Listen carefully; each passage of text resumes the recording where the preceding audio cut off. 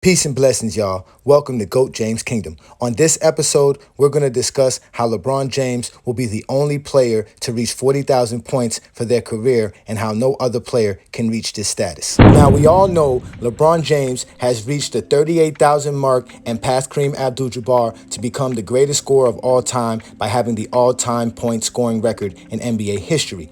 LeBron James would just need 1,348 points to get to 40,000 points.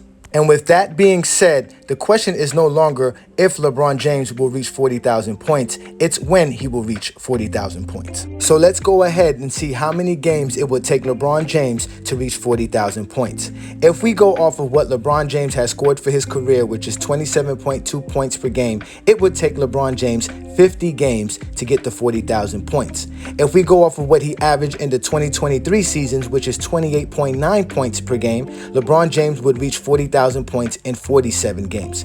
If we go off his 19-year average of 25 points or more, LeBron James would reach 40,000 points in 54 games. And if we go off of what LeBron James has been averaging as a Los Angeles Laker for the last 5 seasons, which is 27.4 points per game, he would do it in 49 games. On top of that, LeBron James has averaged 55 games per season while he has been in Los Angeles. So that means LeBron James is more than likely going to have this 40,000 mark this season, which makes this a remarkable feat because LeBron James will be doing all this within 1,500 games played. And this is why this is so hard to reach, because you have to be great for a very long time. And why LeBron James will be the only NBA player in history or in the near future that will actually reach this mark. No player can reach this mark. Now, I know all you haters for LeBron are going to say that's impossible. They think Michael Jordan can do this, but let's go ahead and break down why Michael Jordan could not do this.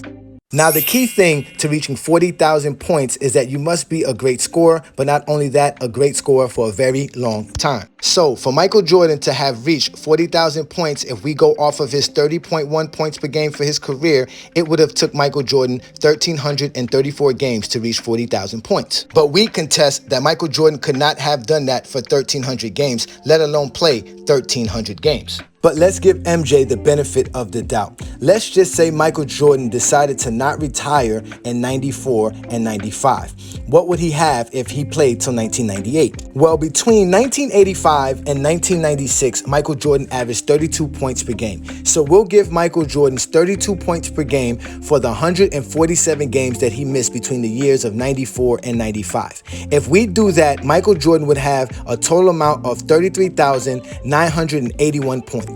And that will be done in 1,077 games played. So Michael Jordan's career average as of 1998, if he did not retire in 93, would have been 31.6 points per game.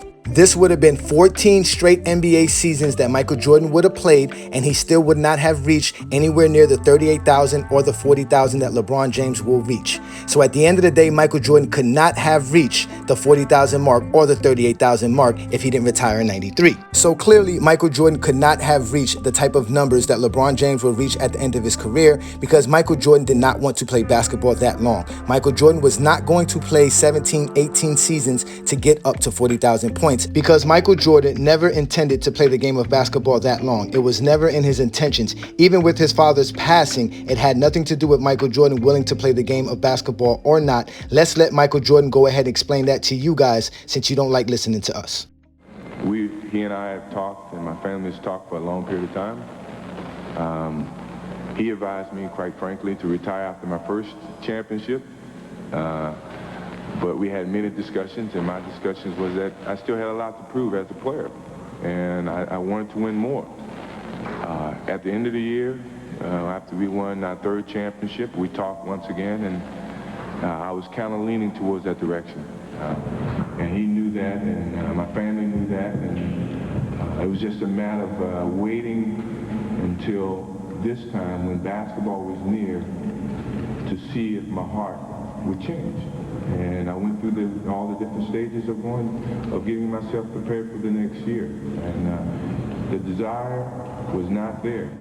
So there you have it. That is Michael Jordan explaining how he and his father had discussed him retiring after the first championship in 91 and after 93, and Michael Jordan stating that he was already ready to retire before his father passed away. So Michael Jordan did not have any intention or any desires, quote unquote desires, to play the game that long. Michael Jordan would have never played 1,300 games, 17, 18 seasons. So he could never reach the 40,000 mark, let alone 38,000 mark. So even us giving Michael Jordan his career here of 1,077 games and 31.6 points per game with no retirement at all, 14 straight NBA seasons of Michael Jordan in his prime, he would reach nowhere near 40,000 points.